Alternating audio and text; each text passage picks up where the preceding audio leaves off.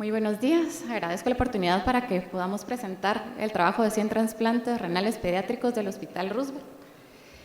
Esto está realizado en el Departamento de Cirugía Pediátrica del hospital, en conjunto con el servicio y la unidad de nefrología pediátrica. La historia del programa de trasplante renal pediátrico inició en marzo de 2007 y cumplió 15 años el programa en marzo de este año. Se cumplieron 100 trasplantes justo en ese mes y el programa en general es un programa gratuito que incluye a la población pediátrica hasta los 21 años de edad.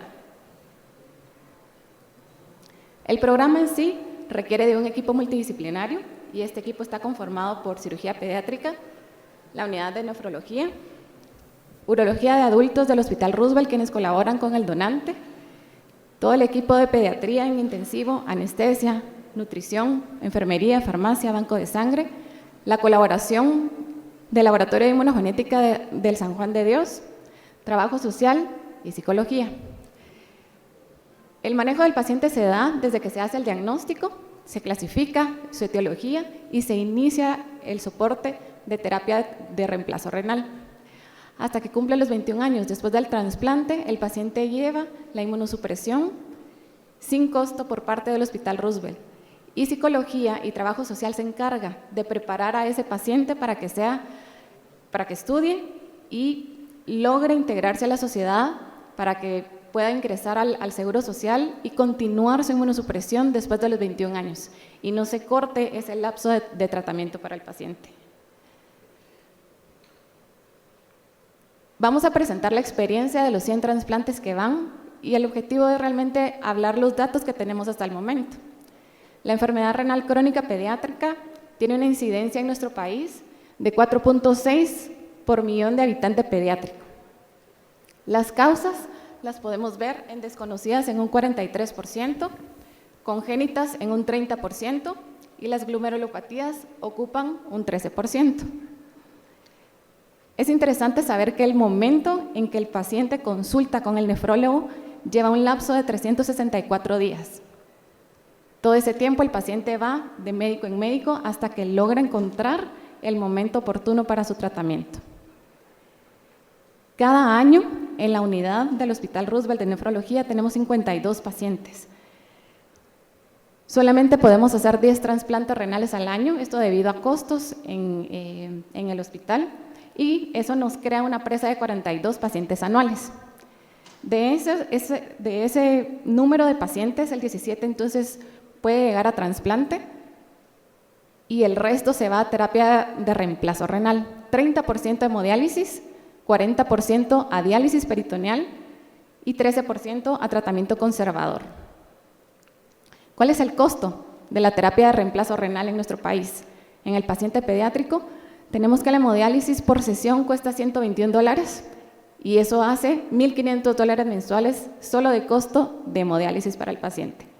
De diálisis peritoneal son $16 diarios, $500 mensuales, solo las bolsas de diálisis peritoneal. Si a eso sumamos la morbimortalidad que tiene el paciente, sus ingresos, infecciones de catéter, realización de fístulas arteriovenosas, los costos en sí son mayores, a lo que representaría mejorar el programa de trasplante renal.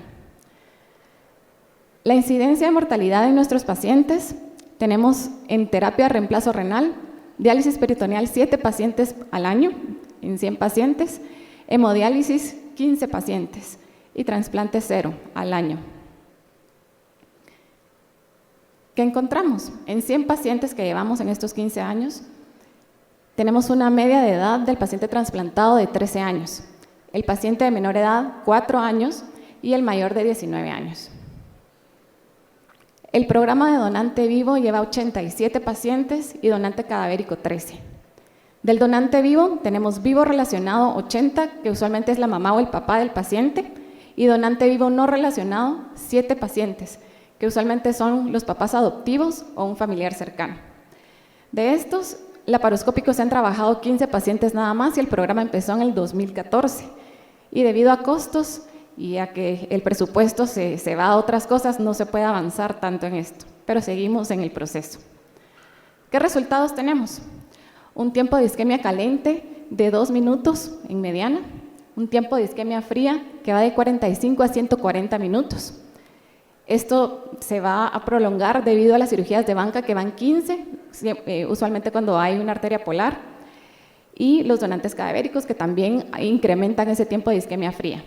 Días de estancia hospitalaria del donante, 3 días, días de estancia hospitalaria del receptor, 5 días, y ese receptor ingresa con una creatinina inicial en media de 9.37, una creatinina de egreso de 0.66. Complicaciones llevamos 15, 8 mortalidad, pérdida de injerto 11, sobrevida general de nuestros pacientes trasplantados es del 90% y la sobrevida del injerto es del 88%. Complicaciones a corto plazo, eso lo tomamos a una semana luego del trasplante en el paciente. Tenemos 5 en el receptor quirúrgicas, 7 médicas, que eso es un retardo en el funcionamiento del injerto, y usualmente son los trasplantes que van de donante cadavérico y requieren por lo menos una sesión de hemodiálisis luego del trasplante. Y del donante tenemos 3 complicaciones quirúrgicas. Mortalidad son 8 pacientes, 50% por shock séptico relacionado a la inmunosupresión que tiene el paciente.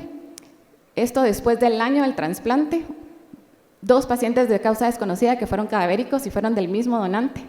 Un paciente por COVID y una paciente que también fue después del año trasplantada por hemorragia de una nefrectomía del riñón nativo. Pérdida del injerto son 11 pacientes. Tenemos trombosis en 36%, que son 4 pacientes, sí se reintervinieron, una trombosis de vena y 3 de arteria.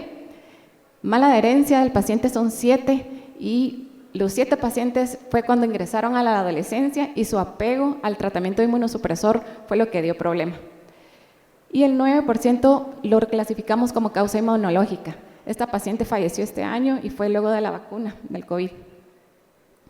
Sobrevida. ¿Qué tenemos? En sobrevida general tenemos un 90%, comparado con otros programas de trasplante a nivel internacional, vemos que los resultados son similares, 90%. La sobrevida del injerto es 88%, la sobrevida del injerto de donante vivo al año del trasplante 90%, la sobrevida del injerto del donante cadavérico al año 70%. Y nosotros podemos realizar 0.9 trasplantes por millón de habitante pediátrico en este país. Los donantes.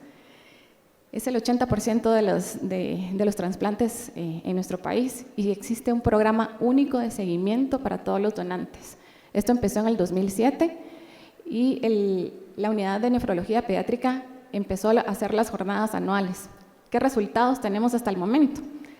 El 55% de los donantes no tienen ningún tipo de seguimiento médico, hay obesidad o sobrepeso en el 79%, aumento de colesterol en el 50%, hipertensión en el 70%, y se diagnosticó en el 12% de los pacientes enfermedad renal avanzada.